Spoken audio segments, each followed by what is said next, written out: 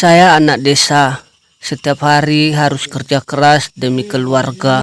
Hidup seperti ini bagi saya sudah biasa, tidak seperti kamu yang hidupnya luar biasa.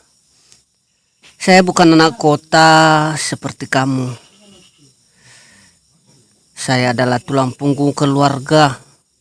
Saya harus bisa menghidupi keluarga saya dengan kerja keras, banting tulang untuk mendapatkan uang.